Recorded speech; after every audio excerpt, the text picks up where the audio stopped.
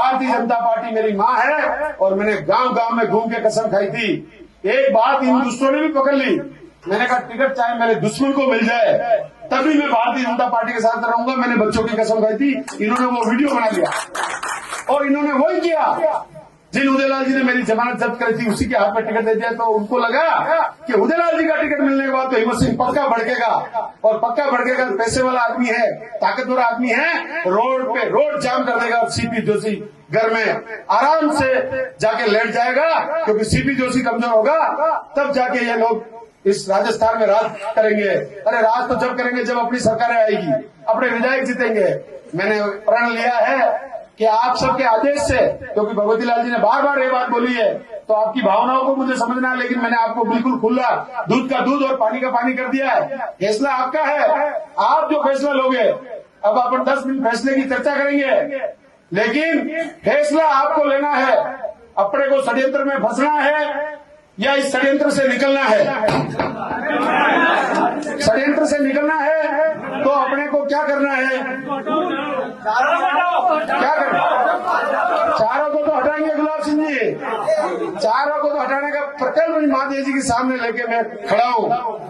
ये भाजपा में दुकानें तो बंद कर दूंगा, ये भाजपा की दुकानें तो बंद करनी है जो भाजपा के नाम से दुकान खोल के बैठे हैं और भाजपा में सिर्फ और सिर्फ भाजपा को लूटने का काम करते हैं। लेकिन अभी आप सबसे मेरा निवेदन है, फैसला आपके पास है, सुरक्षित है। उदयलाल जी को भी एक रिक्वेस्ट करेंगे, अगर हम फैसला लेंगे तो जब भी अपन एक साथ बैठे और वो पानी लेके छोड़े हम सब कार्यकर्ता के सामने कि आगे भविष्य में कभी टिकट मिले या नहीं मिले, भाजपा को नहीं छोड़ेंगे तो फिर हम उनके साथ जाएंगे।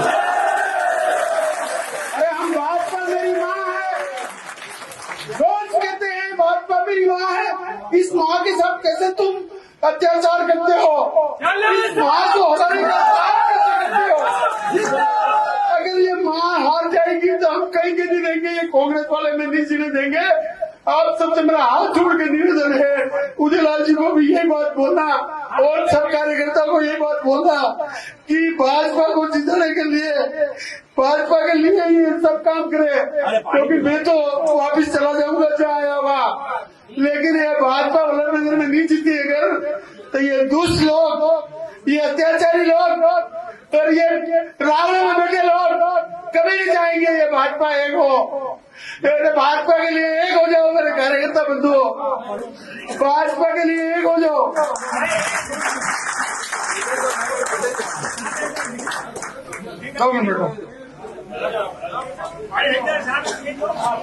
कोई घबराहट की जरूरत नहीं है।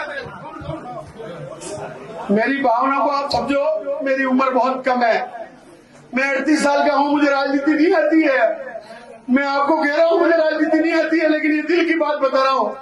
टिकट कट गया साहब, इन्होंने बहुत सारा पैसा तो मेरा उपचुनाव में खर्च करा दिया, बहुत सारा पैसा इन्होंने मेरे चुनाव के बाद भी खर्च किया आपके सामने, लेकिन मैं भाजपा को कैसे हरा हूँ आप बताओ, और इन षड्यंत्रकारियों के बीच में कैसे हूँ। आपसे मेरा निवेदन है, फैसला आपके पास है, फैसला आपको ही लेना है। और मैं मेरे लिए नहीं कह रहा हूँ, मेरे लिए आंसू नहीं बहा रहा हूँ। इस बार जैसी पार्टी ने मेरे जैसे सामान्य आदमी को घर से निकाल के टिकट लाके दिया और तब पूरा राजस्थान मुझे जानने लगा। और इस भाजपा के पूरे राजस्थान के सारे प्रत्याशियों से मैं कहना चाह रहा हूँ, जो बागी हो रहे हैं उनसे भी मैं एक निवेदन करना चाह रहा हूँ। ये जोड़ी फैला के ये बच्चे आपका भीख मांग रहे हैं कि ये भाजपा जैसी पार्टी को धोखा मत दो। ये देश जब भी बचेगा जब इस देश में भाजपा राज में आएगी, ये राजस्थान जब भी बचेगा जब राजस्थान में भाजपा आएगी, और ये वल्लभनगर भी इन अत्याचारी कांग्रेसियों बेईमानों से जब भी बचेगा जब वल्लभनगर में भी भाजपा का कमल खिलेगा।